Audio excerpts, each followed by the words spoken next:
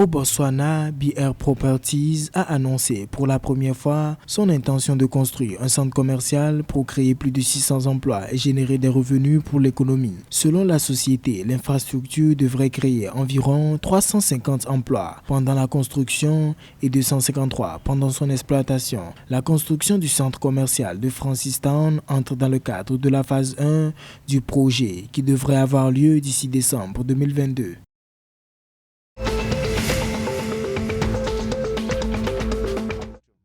Dans le but de compléter les efforts du gouvernement pour atteindre certains des objectifs de la vision 2063, l'Alliance pour une révolution verte en Afrique, AGRA, a réaffirmé son engagement à aider le secteur agricole malawite à faire progresser la commercialisation de l'agriculture. Le chef de la région sud de l'AGRA, Dibon Chibonga, a déclaré que d'ici 2027, des changements seront opérés. 16,8 millions d'agriculteurs ont déjà été impactés par les politiques et systèmes pertinents mis en place par le gouvernement.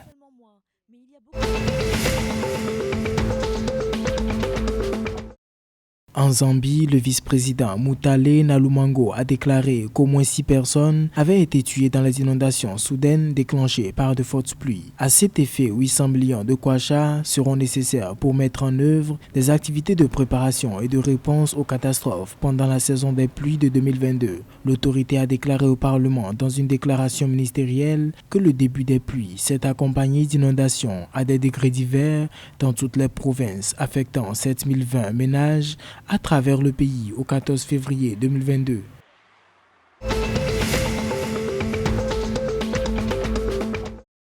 Le ministre des Communications, de la Science et de la Technologie, également porte-parole du gouvernement du Lesotho, M. Tsueyana Rapapa, a annoncé que la présentation du budget fiscal 2022-2023, qui devrait être présenté à l'Assemblée nationale le 25 février 2022, a été reportée au mercredi 2 mars 2022. En outre, l'autorité a attribué le report à certains problèmes qui ont émergé lors du sommet des dirigeants mondiaux de l'Union africaine et de l'Union européenne concernant le Millennium Challenge Corporation Compact 2.